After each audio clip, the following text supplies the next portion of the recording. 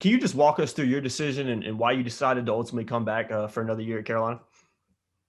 Yeah, it was so it was kind of tough for me. I kind of waited to the last minute, like Tamon. Um, I just it came down to like whether I was just going to go to the NFL or come back. Never really thought about transferring. And then towards the end of the year, I've had a bunch of discussions with pretty much every coach on the staff. Came up to me and kind of gave me their 2 cents, and then talked with my parents about it. Talked with Coach Moody, who's kind of in charge of the scouting and all that, and it just made sense for me for my future goals to come back. And also, I mean, after the Orange Bowl and after the season we've had this year, I mean, I think the sky's the limit for this team. Um, there's a bunch of young guys, but very talented. And I think next year this team's going to take it to Carolina football to new heights that they've never seen. Thanks, man. All right, we'll move to Dina King. Dina, go ahead. Hey, Garrett. Played under Coach Liles for this year. How much has he helped you to improve your goals? That's a great question. I'll pretty much say he's probably single-handedly the reason I came back, just because I've learned so much under him in 1 year, and we didn't even have spring ball.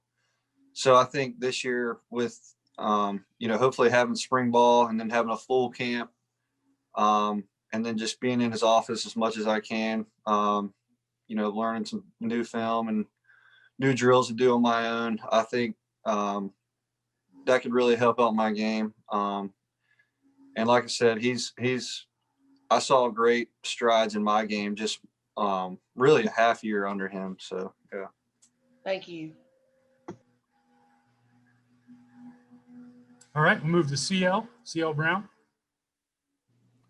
Hey, Garrett, I was curious, what differences you see in the program this offseason, kind of based on all the momentum and the raised expectations that you guys have now?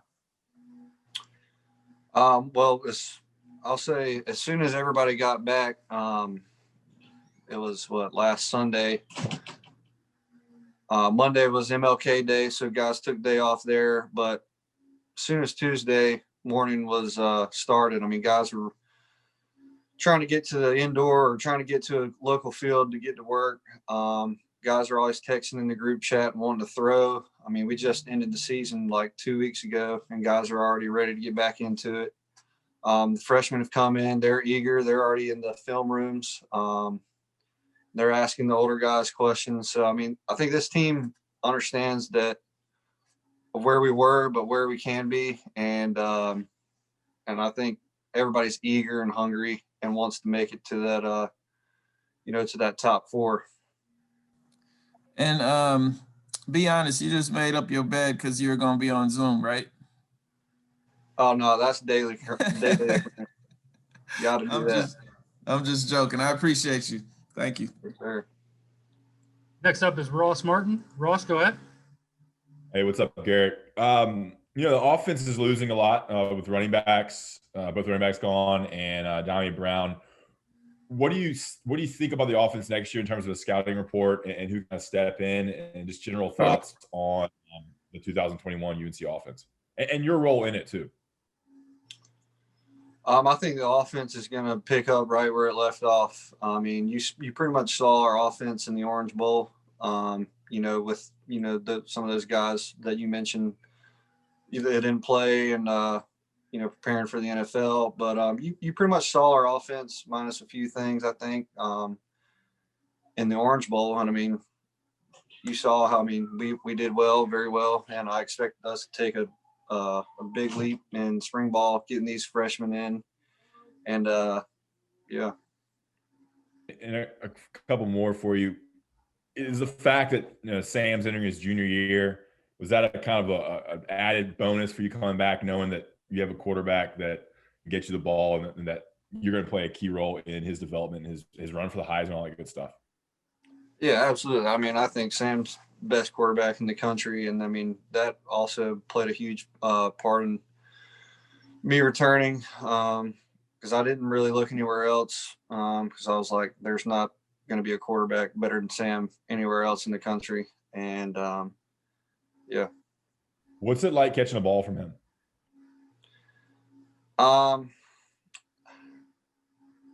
mean, he makes your job easy. If you can just catch the ball, then that's all you got to do, because he'll put it wherever it needs to be. I mean, his accuracy is some I've never seen before.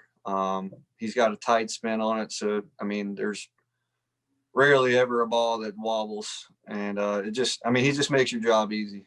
You just got to catch the ball, which is the easiest thing in football. Thanks, man. All right, we'll finish up with Andrew Jones.